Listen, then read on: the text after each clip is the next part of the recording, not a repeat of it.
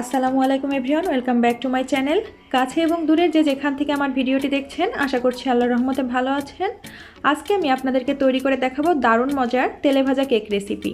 এই কেকটি বানানো খুবই সহজ এবং খেতে এতটাই মজা যে চুলা থেকে নামানো মাত্রই শেষ হয়ে যায়। চলুন শুরু করা যাক কিভাবে এই কেকটি তৈরি করব। এখানে আমি একটি মিক্সিং বোল নিয়েছি আর নিচ্ছি একটি ডিম ফ্রিজে থাকলে অবশ্যই রুম টেম্পারেচারে আসলে ব্যবহার করবেন, তাহলে কেকটি অনেক বেশি ফ্লাফি হবে। এখন অ্যাড করছি হাফ কাপ চিনি। এখানে আপনারা সমপরিমাণ পাউডার সুগারও ব্যবহার করতে পারেন। আমার কাছে হাফ কাপ চিনি পারফেক্ট মনে হয়েছে, আপনারা কম বা বেশি করে নিতে পারেন।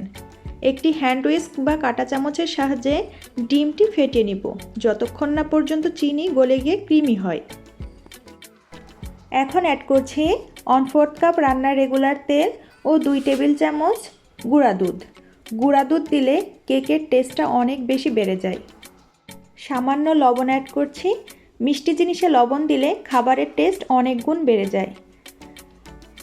এবার দিচ্ছি হাফ চা চামচ ভ্যানিলা এসেন্স। এখন আবারও সব উপকরণগুলি মিশিয়ে নিচ্ছি।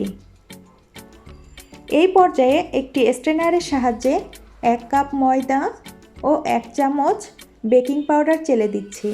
ময়দা না থাকলে আটাও ব্যবহার করতে পারবেন।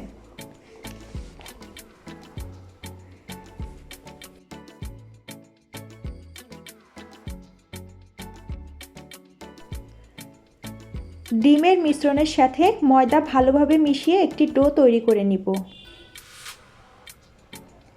মেশানোটা যত ভালো হবে কেকটিও কিন্তু তত ভালো হবে। এই মিশ্রণটিকে 10 মিনিটের জন্য রেস্টে রেখে দিব। 10 মিনিট পর ফিরে আসলাম। দেখুন মিশ্রণটি অনেকটাই স্টিকি হয়ে গিয়েছে।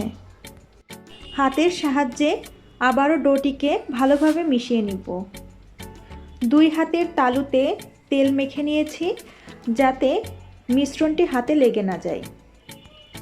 একটি চামচের সাহায্যে মাপ নিয়ে কেকগুলো বানিয়ে নিব যাতে সবগুলো কেক একই মাপের হয়। আমি গোল শেপ দিয়েছি, আপনারা চাইলে লম্বা ডিম্বাকৃতি যে কোনো শেপ দিতে পারেন।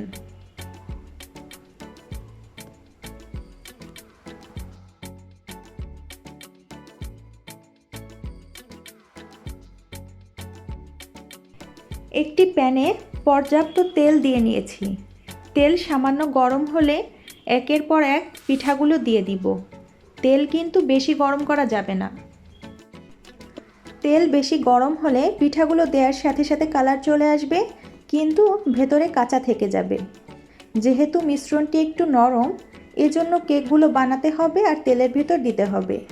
প্রথম অবস্থাতে চুলার আঁচ লো রেখে পিঠাগুলো দিতে হবে।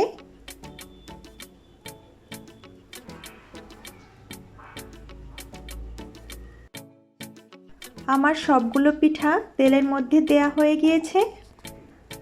এখন আমি পিঠাগুলোকে লো মিডিয়াম আঁচে ভালোভাবে ভেজে নিব।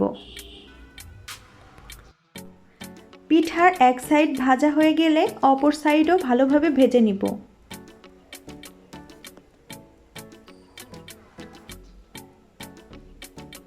দেখুন কেকগুলো কতটা সুন্দর হয়েছে এবং অনেকটাই ফুলে উঠেছে। আমাদের কেক তৈরি হয়ে গিয়েছে। এখন কেকগুলা উঠিয়ে নিচ্ছি। এই কেক বানিয়ে আপনারা 3-4 দিনের মতো খেতে পারবেন।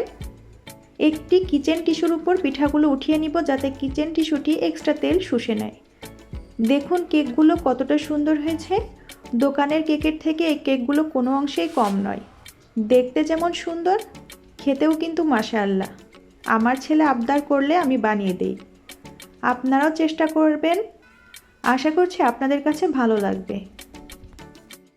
আশা করছি রেসিপিটি আপনাদের কাছে ভালো লেগেছে। রেসিপিটি যদি আপনাদের ভালো লেগে থাকে প্লিজ একটি লাইক দিতে ভুলবেন না। আর আপনারা চাইলে চ্যানেলটি সাবস্ক্রাইব করেও নিতে পারেন। নতুন নতুন রেসিপি নিয়ে আবার দেখা হবে। আজকের মতো এখানেই বিদায় নিচ্ছে। সবাই ভালো থাকবেন, সুস্থ থাকবেন। আল্লাহ হাফেজ।